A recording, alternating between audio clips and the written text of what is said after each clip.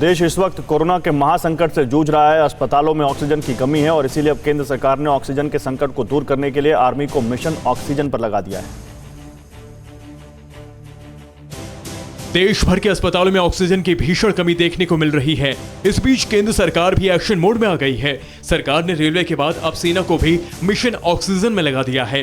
भारतीय वायुसेना अब ऑक्सीजन कंटेनर, सिलेंडर और आवश्यक दवाओं को एयरलिफ्ट कर रही है।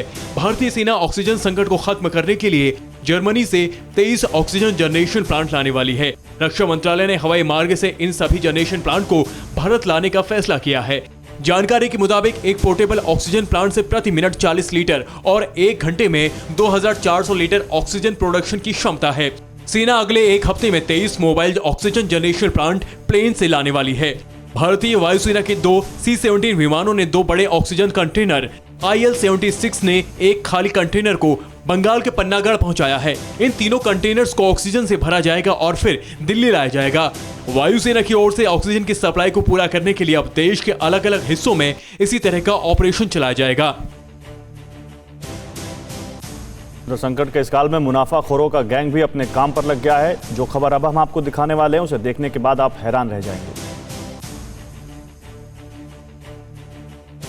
एक तरफ पूरा देश कोरोना से बेहाल है, सांसों का आपातकाल है, वायरस के खतरनाक वार से लोग हैरान और परेशान हैं। दूसरी तरफ संकट की इस घड़ी में भी मुनाफाखोर अपने फायदे के लिए लोगों की जान से खिलवाड़ कर रहे हैं। जिस ऑक्सीजन के लिए पूरा देश परेशान है, उसी ऑक्सीजन सिलेंडर की कालाबाजारी का चौंकाने वाला मामला गुरुग्राम से सामने आया है। गुरुग्राम की क्राइम ब्रांच और स्वास्थ्य विभाग की टीम ने ऑक्सीजन सिलेंडर की कालाबाजारी कर रहे गिरोह का पर्दाफाश किया है। पुलिस ने 4 आरोपियों को गिरफ्तार कर 9 ऑक्सीजन सिलेंडर बरामद किए हैं। गिरोह का मुख्य आरोपी अभी फरार बताया जा रहा है। एक रेड की गई, तभी हमने जब उनको कब्जे में लिया तो उनके कब्जे से हमें उनके घर से 8 सिलेंडर और प्राप्त हुए।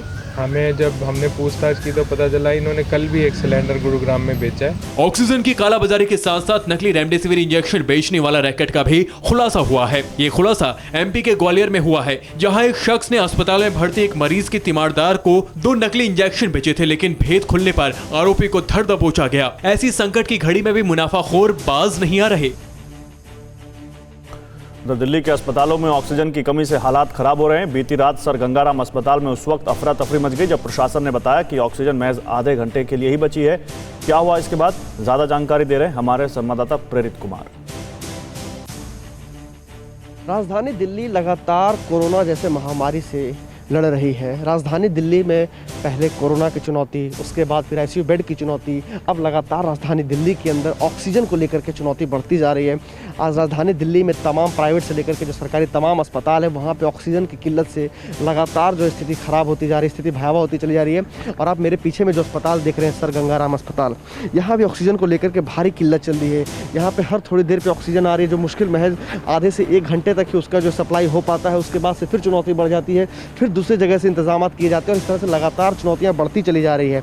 फिलहाल आपको बता दें कि इसके अंदर तकरीबन 500 कोविड पेशेंट है जिनका यहाँ पे इलाज चल रहा है, जिसमें से 150 ऐसे लोग हैं जो हाई प्रेशर के ऑक्सीजन का यहाँ पे इस्तेमाल उनके ऊपर किया जा रहा है।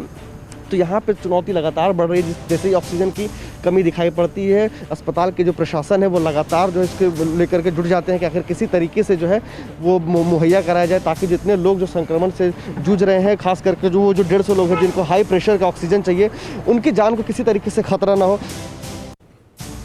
अड़ी सोमवार से शुक्रवार शाम 6 बजे सिर्फ TV9 भारतवर्ष पर।